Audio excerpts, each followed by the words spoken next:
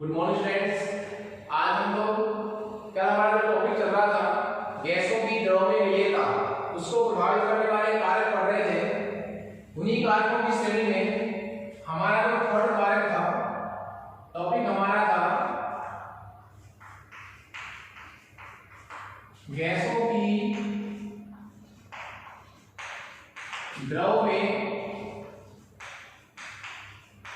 विलेयता और उसको प्रभावित करने वाले कारक पढ़ रहे थे। तीसरा जो कारक था वो हमारा स्टार्ट हो रखा था ताप, टेम्परेचर। देखिए गैसों की द्रव में विलेयता, गैस को किसमें बोल रहे हैं? द्रव में। जैसे मैंने आपको एग्जांपल बताया था कोल्ड ड्रिंक के लिक्विड में CO2 गैस घुली रहती है उच्च दाब पर, ठीक है। तो ताप के प्रभाव की जहां तक बात है, सामान्यतः नॉर्मली अपन यदि क्या बढ़ाएंगे, यदि नॉर्मली अपन टेम्परेचर इंक्रीज करेंगे, बढ़ाएंगे, तो जो विलेयता है वो डिक्रीज होगी। विलेयता कौन सी? गैसों की द्रव में विलेयता क्या होगी? कम। यदि क्या बढ़ाएंगे? ताप। क्योंकि उसका रीजन क्या है? जैसे आप क्या बढ़ाएंगे? ताप बढ़ाएंगे। ताप बढ़ाने से जो गैस के मॉलिक्यूल हैं, गैस के जो अणु हैं, उनकी क्या बढ़ जाएगी? गतिज ऊर्जा बढ़ जाएगी। काइनेटिक एनर्जी जो है वो इंक्रीज हो जाएगी। तो गतिज ऊर्जा जो है वो बढ़ जाएगी किसकी? गैस के अणु की। क्यों? जैसे मान लीजिए ये लिक्विड पड़ा है, इसमें क्या पड़ा है? लिक्विड पड़ा है।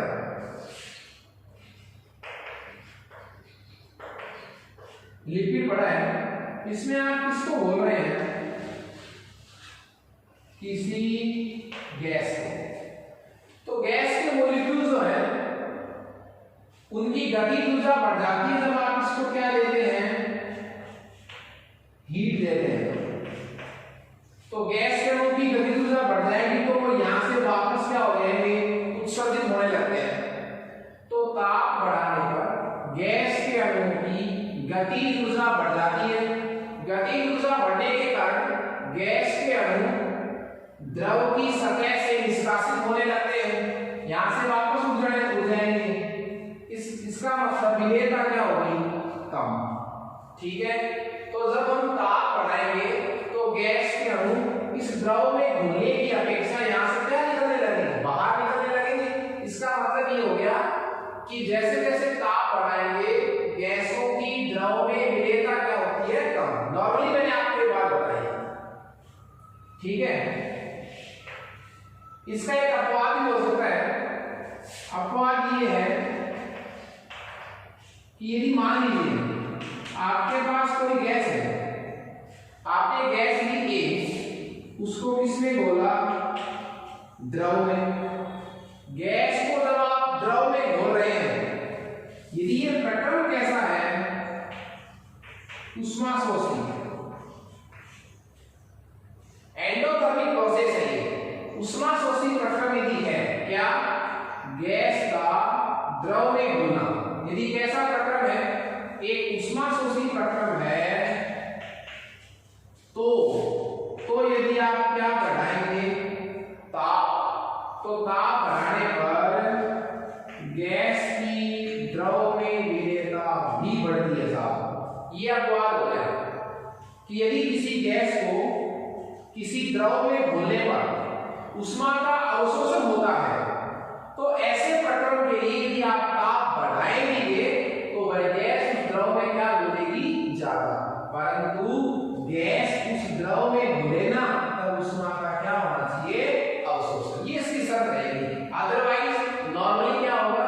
जब हम ताप बढ़ाएंगे तो विलेयता सामान्यतः घटती है। क्यों घटती है?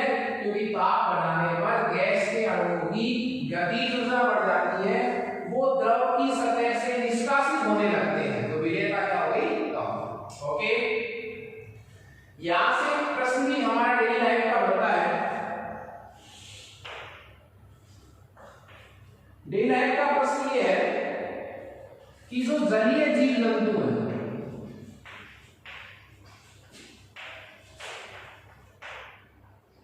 जलीय जीव जंतु जो है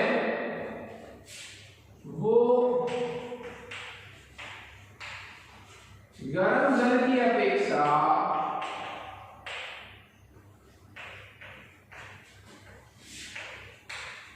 ठंडे जल में रहना अधिक पसंद करते हैं, लाइक करते हैं। क्यों? बहुत अच्छा प्रश्न है। जलीय जीव जंतु गर्म जल की अपेक्षा ठंडे जल में रहना अधिक लाइक करते हैं। मेरे कहने का मतलब ये हुआ कि जो जल में जीव जंतु रहते हैं उनको यदि दो तरफ जल हो, एक तरफ गर्म जल और एक तरफ क्या हो, ठंडा पानी हो, तो वो ठंडे पानी में रहना ज्यादा पसंद करते हैं, उसमें कई देर तक रहते हैं। इसकी वजह क्या है? इसकी जो वजह है वो इस टॉपिक में है। जिस जल का ताप क्या रहेगा जितना ज्यादा, उस जल में ऑक्सीजन गैस क्या घुली रहेगी, कम। आपको पता है जलीय जीव जंतु जो है वो सांस लेने के लिए ऑक्सीजन गैस का उपयोग करते हैं। ऑक्सीजन कौन सी? जो किसमें घुली हुई है, जल में। इसका मतलब ये हुआ कि जलीय जीव जंतु जल में घुली हुई ऑक्सीजन का उपयोग करते हैं सांस लेने के लिए। तो कौन से जल में ज्यादा ऑक्सीजन गैस घुली रहेगी, ठंडे जल में या गर्म जल में? ठंडे जल में। क्यों? गर्म जल में चूंकि टेम्परेचर क्या है, अधिक, तो ऑक्सीजन गैस उस जल से क्या हो जाती है, निष्कासित हो जाती है। तो ज्यादा ऑक्सीजन कौन से जल में घुली रहती है, ठंडे जल में, इसकी बजाय गर्म जल की बजाय। और जलीय जीव जंतुओं को क्या चाहिए, ऑक्सीजन चाहिए, इसलिए जलीय जीव जंतु गर्म जल की अपेक्षा ठंडे जल में रहना अधिक पसंद करते हैं। तो इसका रीजन जो मोस्टली है वो क्या है कि कैसे जल में, ठंडे जल में ऑक्सीजन गैस की मात्रा जो है वो क्या होती है, अधिक होती है। ये कारक था हमारा ताप का प्रभाव, गैसों की विलेयता पर ताप का प्रभाव। चौथा जो इंपॉर्टेंट कारक है ताप की तरह ही, वो है दाब का प्रभाव, प्रेशर का। देखिए दाब का जो प्रभाव है,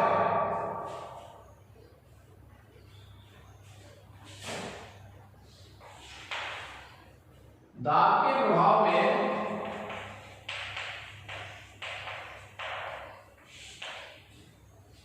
गैसों की द्रव में विलेयता पर दाब के प्रभाव की जो मात्रात्मक व्याख्या है वो की थी हेनरी नामक वैज्ञानिक ने। हेनरी नामक वैज्ञानिक ने, देखिए हेनरी नामक वैज्ञानिक ने गैसों की द्रव में विलेयता पर दाब के प्रभाव की मात्रात्मक व्याख्या की। उसने फॉर्मूला दिया। मात्रात्मक व्याख्या का मतलब क्या हुआ कि व्याख्या को सिद्ध किया उसने। सामान्यतः प्रभाव तो क्या था कि जैसे जैसे क्या बढ़ाएंगे, दाब बढ़ाएंगे, वैसे वैसे गैसों की द्रव में विलेयता बढ़ेगी। पर कितना दाब बढ़ाएं तो कितनी विलेयता बढ़े, इस तरह की जो मात्रात्मक व्याख्या है वो किसने दी, हेनरी नामक वैज्ञानिक ने। तो दाब का प्रभाव बढ़ रहे हैं और गैसों की द्रव में विलेयता पर दाब के प्रभाव की मात्रात्मक व्याख्या किसने दी, हेनरी नामक वैज्ञानिक ने, जिसको हम एक नाम से पुकारते हैं और वो है हेनरी का नियम। हेनरी का नियम देखिए, हेनरी का जो नियम है उसको हम व्यंजक के रूप में कैसे लिख सकते हैं, निश्चित ताप पर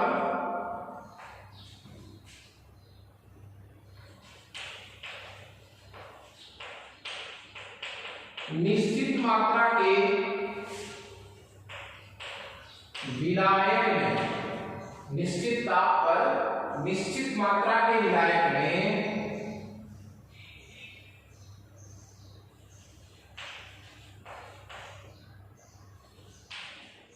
घुली हुई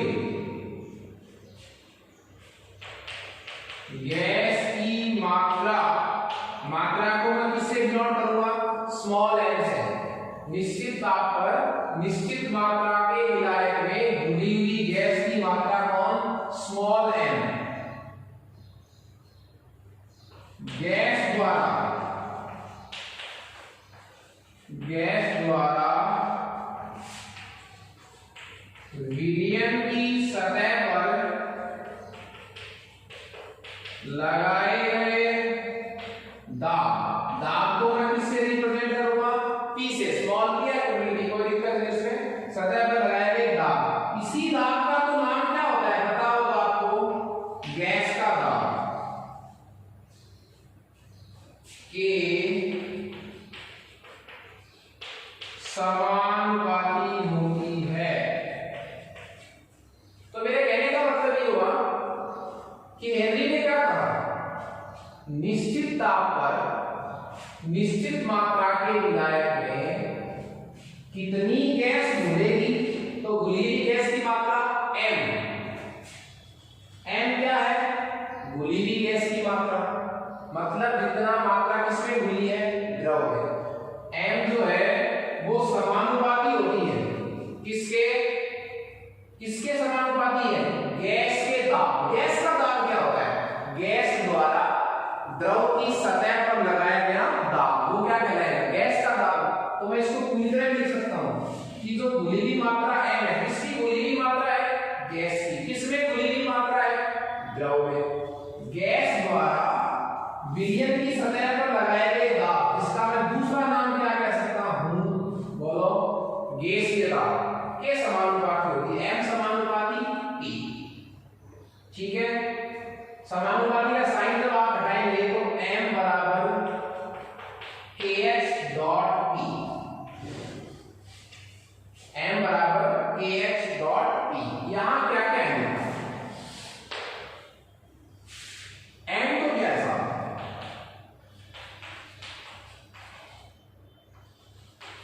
गैस की घुली हुई मात्रा। m क्या है? गैस की घुली हुई मात्रा। और p क्या है? गैस का दाब जो विलायक की सतह पर लगाया गैस है।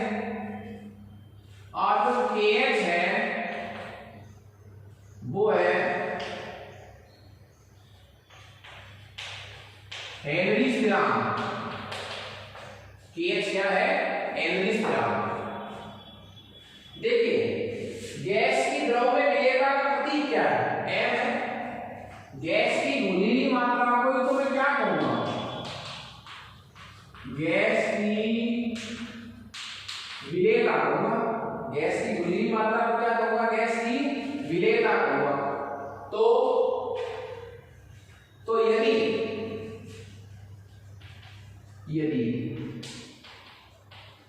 गैस की विलेयता को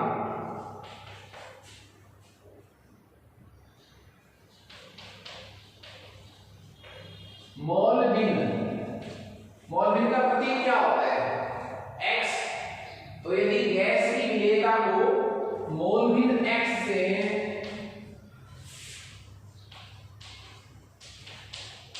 प्रदर्शित किया जाए, यदि गैस की विलेयता को मोल भिन्न x से क्या किया जाए? प्रदर्शित किया जाए,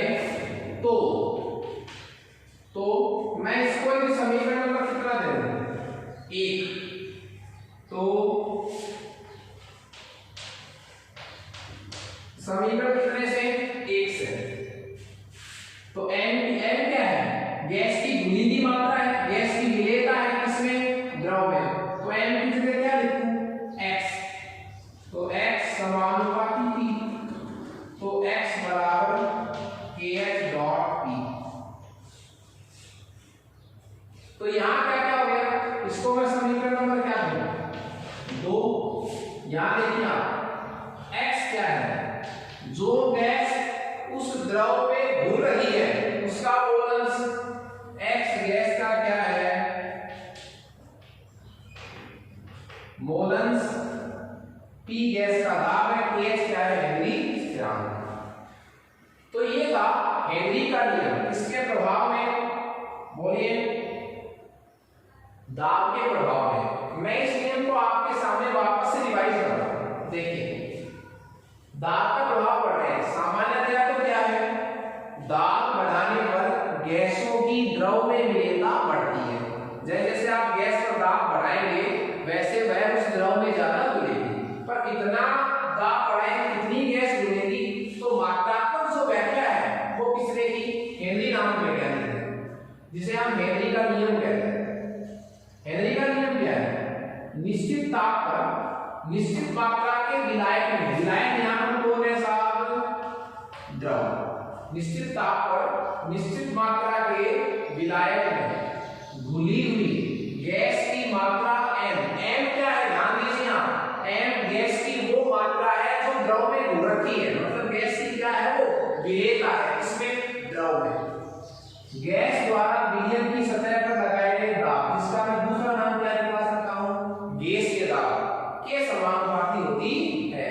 तो m समानुपाती p, m क्या है गैस की द्रव में घुली हुई मात्रा, p क्या है गैस का दाब जो उसने द्रव की सतह पर लगाया है। तो कितनी जितनी मात्रा जो है ना वो दाब के क्या है समानुपाती। कहने का मतलब क्या हुआ, यदि आप दाब बढ़ाएंगे तो गैस की मात्रा भी ज्यादा घुलेगी।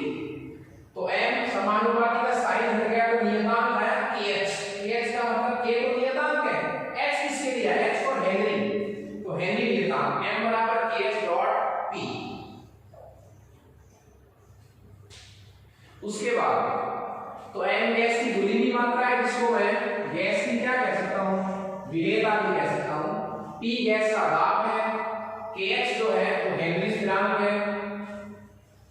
यदि गैस की विलेयता को, गैस की विलेयता का मतलब कैसा, ये है गैस की विलेयता m तो गैस की मात्रा थी, फिर गैस की विलेयता कैसे बोला इसको, क्योंकि m गैस की क्या है, वह मात्रा है जो द्रव में घुल रखी है, और गैस की वो मात्रा जो द्रव में घुल रखी है वही तो गैस की विलेयता होती है। तो m गैस की विलेयता है और n गैस की मात्रा है। तो यदि गैस की विलेयता को मोल भिन्न किसके, मात्रा किसकी थी गैस की, तो मोल भिन्न किसके, गैस के, मोल भिन्न से यदि हम प्रदर्शित करें, रिप्लेसमेंट करते हैं उसका, तो समीकरण 1 से मैं ऐसे लिख सकता हूं, m की जगह क्या रिप्लेस कर दिया मैंने x, तो x समानुपाती p, तो x बराबर kh डॉट p, x क्या है उस गैस का मोलस। देखिए हेनरी नियम की कुछ सीमाएं हैं, कुछ लिमिट है कि जो गैस है, सीमाएं हैं इसकी कुछ, हेनरी नियम की, हेनरी नियम की तो कुछ सीमाएं हैं। वो सीमाएं ये हैं कि एक तो हेनरी का जो नियम है वो उच्च दाब तथा न्यून ताप पर लागू नहीं होता। हेनरी का जो नियम है वो हाई प्रेशर और लो टेम्परेचर पर कभी भी अप्लाई नहीं होता। दूसरी बात, जो गैस किसमें घुल रही है, द्रव में, जो गैस किसमें घुल रही है, द्रव में, जो गैस है वो विलायक द्रव से क्रिया नहीं करनी चाहिए। कहने का मेरा मतलब क्या हुआ कि गैस, कौन सी गैस, जो जिस द्रव में घुल रही है वो गैस उस द्रव से क्रिया नहीं होनी चाहिए दोनों के मध्य, ये जरूरी है। दूसरी बात, दाब उच्च नहीं होना चाहिए, ताप एकदम कम नहीं होना चाहिए, और तीसरी जो बात वो क्या है, बहुत जरूरी बात है, वो विलयन क्या है, विलयन जो है वो तनु होना चाहिए। तनु विलयन का मतलब क्या है, डाइल्यूट। तनु का मतलब क्या है कि उस विलयन में गैस की जो मात्रा है, मतलब विलय की जो मात्रा है वो क्या होनी चाहिए, कम, विलय कम होना चाहिए, विलय ज्यादा होना चाहिए। ये तीन कंडीशन लगेगी तभी हेनरी का नियम जो अप्लाई होगा, सही होगा, सिद्ध होगा। तो ये गैसों की द्रव में विलेयता पर दाब का प्रभाव था, जिसको हमने हेनरी के नियम से समझा है। अब इस चैप्टर में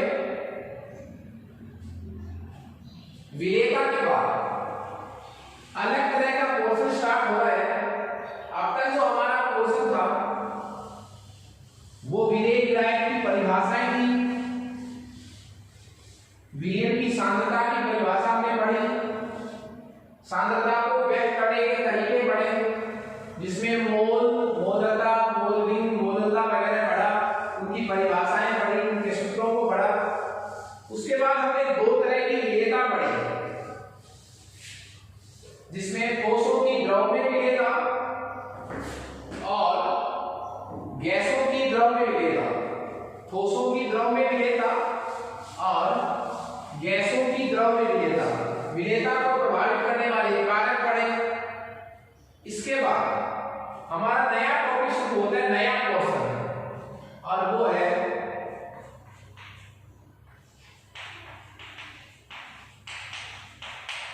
वाष्प दाब, वेपरिंग प्रेशर। देखिए जो वाष्प दाब है, आगे का जो इस चैप्टर है वो सारा चैप्टर इस वाष्प दाब की परिभाषा पर आधारित है। वाष्प दाब की परिभाषा हम भिन्न भिन्न अर्थों में देंगे, अलग अलग आधारों पर हम वाष्प दाब की परिभाषा लिखेंगे। तो इसके लिए जरूरी है कि हमें वाष्प दाब की परिभाषा आनी चाहिए। देखिए वाष्प दाब की परिभाषा सीधी सिंपल भी आप दे सकते हैं, वाष्प द्वारा डाला गया दाब वाष्प दाब कहलाता है। लेकिन इस परिभाषा का आप लोगों का स्तर नहीं है, तो आपके हिसाब से इस वाष्प दाब की परिभाषा क्या होगी वो सुनिए आप। मान लीजिए एक पात्र है आपके पास, और ये पात्र जो है बंद है। एक बंद पात्र आपने लिया है, आपने क्या लिया है, बंद पात्र। एक बंद पात्र आपने लिया है। इस बंद पात्र में नीचे आपने इसके बर्नर लगाया है, ये बर्नर है, इसमें एक लिक्विड भरा हुआ है।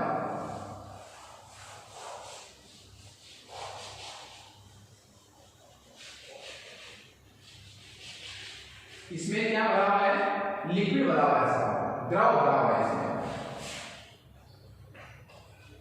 एक द्रव भरा हुआ है। एक बंद पात्र लिया हमने, इस पात्र में द्रव को भरा, नीचे हमने बर्नर लगाया, बर्नर को भी शुरू नहीं किया, जलाया नहीं इसको। अब हम क्या करेंगे, ये स्पेस खाली है, पात्र कैसा है, बंद। अब हमने बर्नर को स्टार्ट किया, इस द्रव को गर्म करना शुरू किया। जैसे हम इसको गर्म करेंगे, शुरू में क्या होगा, इस द्रव की क्या बनेगी, वेपर बनेगी, बनेगी नहीं बनेगी, मतलब स्टार्टिंग में क्या होगा, द्रव से क्या बनेगी, वाष्प। इस क्रिया को मैं क्या नाम दूंगा, इस क्रिया को नाम दूंगा वाष्प, वेपराइजेशन। तो शुरू में द्रव से क्या बनी, वाष्प। क्लियर है। जैसे जैसे आप इसको गर्म करते चलेंगे और गर्म करेंगे, इस आगे वाले पूरे खाली स्पेस में क्या भर जाएगी, वेपर भर जाएगी, वाष्प भर जाएगी। फिर और गर्म करेंगे तो ये जो एरिया है जो खाली था बिल्कुल एकदम कंजस्टेड हो जाएगा, वेपर पूरी तरह एकदम। अब और पूरा एरिया जो है वेपर से क्या हो गया, भर गया साहब, ये वेपर है साहब बिल्कुल एकदम। अब क्या होगा, वेपर ऊपर भर गई है। अब आप और कितना भी गर्म कर देना, द्रव से क्या नहीं बनेगी, वाष्प नहीं बनेगी। क्यों नहीं बनेगी, ऊपर स्पेस ही खाली नहीं है, अणु वाष्प बनकर जाएंगे कहां। ऐसी स्थिति में ये वाष्प जो है ऊपर वाली, इस वाष्प के अणु इतने पास आ जाएंगे कि इनमें संघनन की क्रिया होगी। ऐसी क्रिया होगी, संघनन की क्रिया, संघनन की क्रिया होगी, कंडेंसेशन होगा। संघनन की क्रिया का मतलब क्या हुआ, वाष्प इतनी ज्यादा नजदीक हो जाएगी, वाष्प के इतने पास आ जाएंगे कि उनमें संघनन की क्रिया होगी। संघनन की क्रिया होगी, संघनन की क्रिया क्या होती है, वाष्प से क्या बनना, द्रव बनना। वाष्प से क्या बनना, द्रव। तो आप गर्म करते जाइए, आप गर्म करो चाहे लेकिन द्रव से क्या बनना, वाष्प, और वाष्प से वापस क्या बनने लग गया, द्रव। तो यहां से वापस बूंद बूंद करके क्या बनने लग गया, द्रव। जहां की वाष्प ने द्रव बनाया है वो स्पेस खाली हो गया। जैसे स्पेस खाली होगा यहां द्रव से क्या बन जाएगी, वाष्प। आप चाहे गर्म करते रहना इसको, दोनों क्रियाएं साथ साथ चलेंगी। कौन सी क्रियाएं, वाष्पन भी, मतलब द्रव से क्या भी बनेगा, वाष्प भी बनेगी, और संघनन की क्रिया भी चलेगी, मतलब वाष्प से क्या बनने लगेगा, द्रव। तो एक समय बाद आप इसको चाहे क्या करते रहना, इस पात्र को गर्म करते रहना, शुरू की गर्म करते रहो, चाहे इसको रोकना मत आप। इस बंद पात्र में दोनों क्रियाएं साथ साथ हो जाएंगी, वाष्प की क्रिया भी चलेगी, संघनन की क्रिया भी चलेगी। ऐसी स्थिति को, कौन सी स्थिति को, जब द्रव से वाष्प भी बन रहा है और वाष्प से क्या बन रहा है, द्रव भी।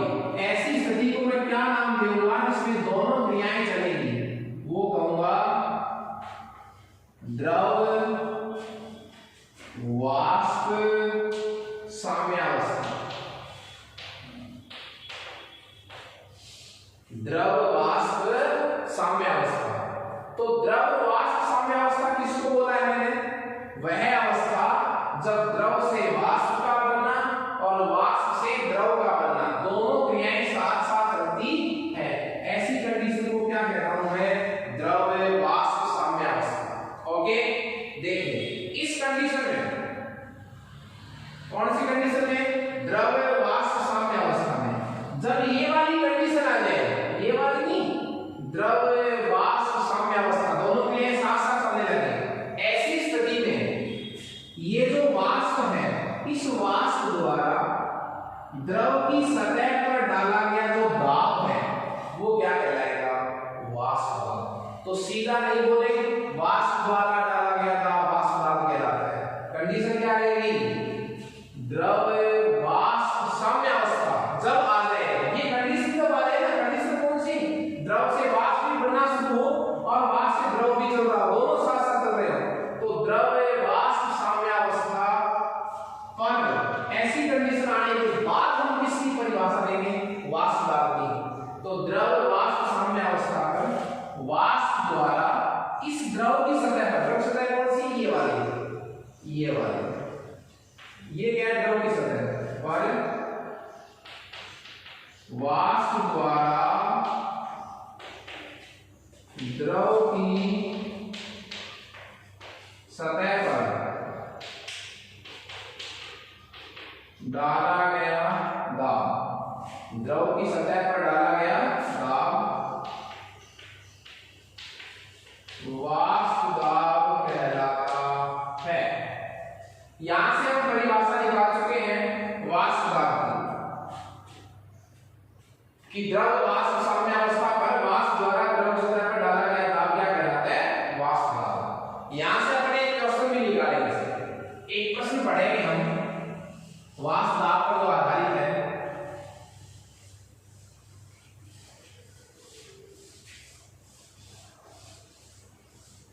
और प्रश्न ये है,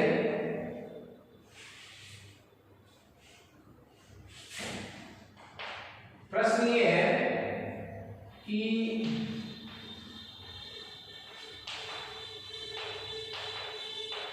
शुद्ध विलायक का वाष्प दाब, शुद्ध विलायक का वाष्प दाब क्या होता है, अधिक।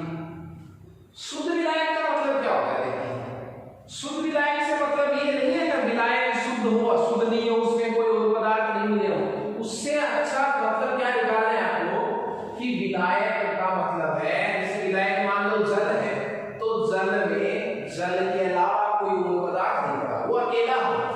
तो जो अलग प्रावस्था है, भिन्न प्रावस्था है, विलायक जब और किसी के साथ नहीं जुड़ा हुआ हो तो उसको कैसा बोलते हैं, शुद्ध अवस्था। तो शुद्ध अवस्था का मतलब उसमें कोई पदार्थ नहीं मिला हो। शुद्ध विलायक का वाष्प दाब अधिक होता है, किससे,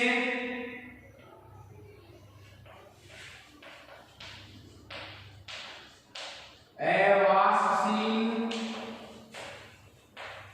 विलेयुक्त विलयन से। ये बता शुद्ध विलायक का वाष्प दाब तो क्या होता है अधिक, इससे अधिक अवाष्पशील विलेयुक्त विलयन से क्या होता है हमेशा अधिक होता है, से हमेशा ये प्रोसेस कार्य हमेशा क्या होता है अधिक होता है। समझिए आप इसको, इसका एग्जांपल लीजिए आप, एग्जांपल से आपको सारी बातें समझ में आ जाएंगी। एक वाक्य है, एक और वाक्य लीजिए आप, सेम टू सेम। ये दो वाक्य आपके पास है, इसमें सिर्फ जल है साहब, इसमें सिर्फ क्या है, सिर्फ जल है, ओनली जल। तो मैं इसको क्या बोलूंगा, शुद्ध विलायक, ओनली इसमें जल है।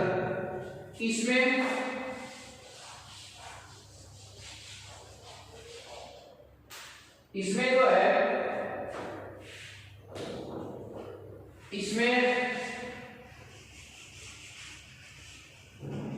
इसमें जल भी है, जल किसका काम कर रहा है, विलायक का, जल भी है और एक विलेय पदार्थ भी है।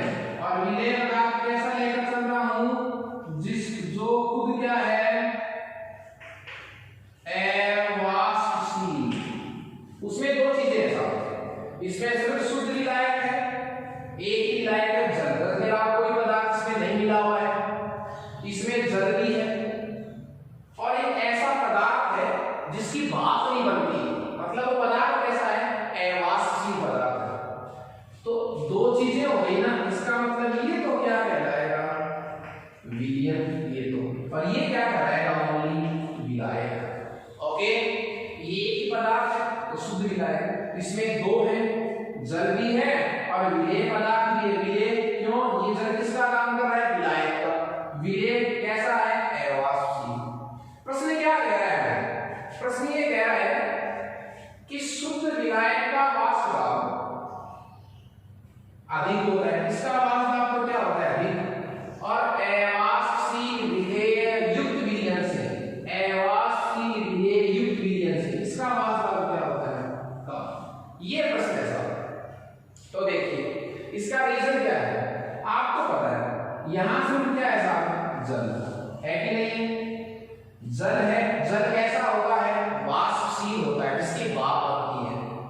इस भाप किसकी बनती है, सतह वाले अणुओं की भाप पहले इसकी बजाय किसकी बनती है, जो कहां है सतह पर है। तो जो अणु सतह पर है वो किसके साथ, यहां इस सतह पर किसके अणु है, जल के अणु है, सारे अणु जल के हैं और जल क्या होता है वाष्पशील। ठीक है, इधर इस सतह पर बताइए आप, इस सतह पर जल के अणु भी है और किसके अणु भी है, विलेय के अणु भी है। किसके अणु भी है, विलेय के अणु भी है, जिनकी भाप ही नहीं बनती। तो बताइए वाष्प किसकी ज्यादा बनेगी, यहां ज्यादा बनेगी या यहां, क्यों, यहां सारे अणु कैसे हैं वाष्पशील हैं, सारे अणु जल के हैं तो भाप बनेगी ज्यादा। यहां जल के अणु भी हैं सतह पर और उस पदार्थ के भी हैं जिसकी भाप ही नहीं बनती, तो यहां वाष्प क्या बनेगी कम, यहां वाष्प क्या बनेगी अधिक, तो वाष्प दाब भी यहां क्या बनेगा अधिक। इसलिए शुद्ध वाष्पशील विलायक का वाष्प दाब हमेशा अवाष्पशील विलेयुक्त विलयन से क्या होता है अधिक होता है। हमें इन्हीं वाष्प दाब से संबंधित एक महत्वपूर्ण नियम को पढ़ने जा रहे हैं,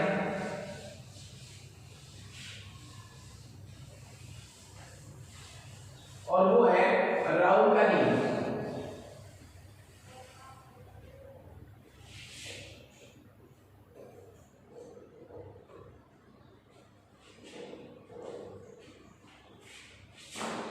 हमारा जो नया टॉपिक है, इंपॉर्टेंट टॉपिक है, वो है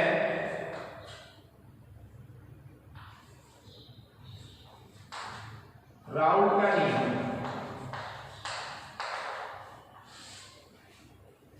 देखिए बोर्ड एग्जाम की दृष्टि से भी अपन देखें तो एक तो हेनरी का नियम और एक राउल का नियम, दोनों ही नियम इंपॉर्टेंट है।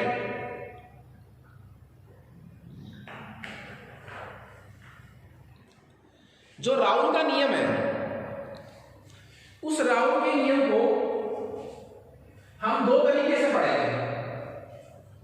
एक तो ऐसे गिलियन के लिए जिसमें विलेय कैसा हो, वाष्पशील हो, एक ऐसे गिलियन के लिए जिसमें विलेय कैसा हो, अवाष्पशील हो।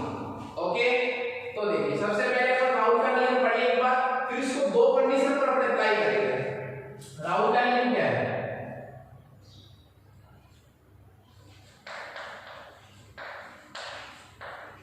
वाष्पशील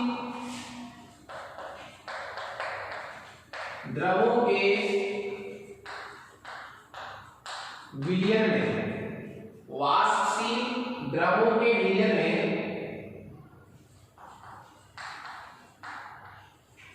प्रत्येक अवयव का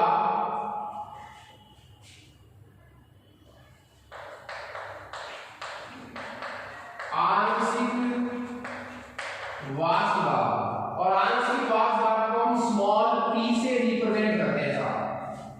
वाष्पशील द्रवों के विलयन में प्रत्येक अवयव का आंशिक वाष्प दाब स्मॉल p, विलयन में उस अवयव के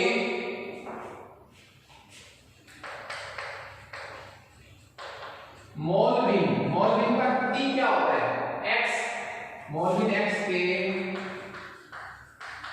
समानुपाती होता है। यहां से देखिए आप, वाष्पशील द्रवों के विलयन में प्रत्येक अवयव का आंशिक वाष्प दाब स्मॉल p, विलयन में उस अवयव के मोल भिन्न x के समानुपाती होता है। तो मैं यहां से क्या लिख सकता हूं? स्मॉल p आंशिक वाष्प दाब और समानुपाती किसके? x के। p क्या है? किसी अवयव का आंशिक वाष्प दाब। x क्या है? उस अवयव की मोल भिन्न। किस कौन से अवयव की? जिस अवयव का क्या निकालना चाह रहे हो आप? आंशिक वाष्प दाब। तो स्मॉल p समान बराबर, समानुपाती का साइन रखिए, एक नियतांक लाए p not dot x, dot का मतलब गुना ही है, डॉट x। समीकरण नंबर 1, यहां से देखिए आप, p क्या है? किसी अवयव का आंशिक वाष्प दाब, तो क्या है? p। x क्या है? उसी अवयव की मोल भिन्न, कौन से अवयव की? जिसका क्या निकालना चाह रहे हो आप? आंशिक वाष्प दाब। तो फिर p नॉट क्या है? ये जरूरी है। p नॉट क्या है? उसी अवयव का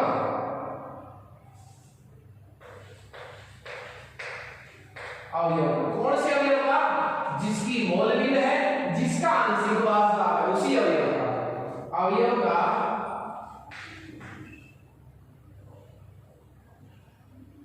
शुद्ध अवस्था में वाष्प दाब, अवयव का शुद्ध अवस्था में वाष्प दाब क्या? p नॉट, नॉट बोलेंगे सर से, p नॉट। ये नियम आप समझ रहे हैं? देखिए मतलब क्या है, इसको आप समझिए एक बार, वापस से रिवाइज कीजिए कि विलयन में दो अवयव होते हैं, विलय प्लस विलय। वाष्पशील द्रवों के विलयन में प्रत्येक अवयव का यदि आप क्या निकालना चाहते हैं? आंशिक वाष्प दाब p, तो कैसे आएगा? विलयन में उस अवयव की क्या निकालो? मोल भिन्न x, उसके तो समानुपाती होता है। दूसरी बात, यहां से मैं क्या कह सकता हूं? समीकरण 1 से देखिए कि किसी अवयव का आंशिक वाष्प दाब कौन? स्मॉल p, किसके गुणा के बराबर होता है? जिस अवयव का आप आंशिक वाष्प दाब निकालना चाह रहे हैं, उसी अवयव का शुद्ध अवस्था में वाष्प दाब गुणा उसी अवयव की मोल भिन्न का जो रिजल्ट आएगा वो क्या आएगा? उसका आंशिक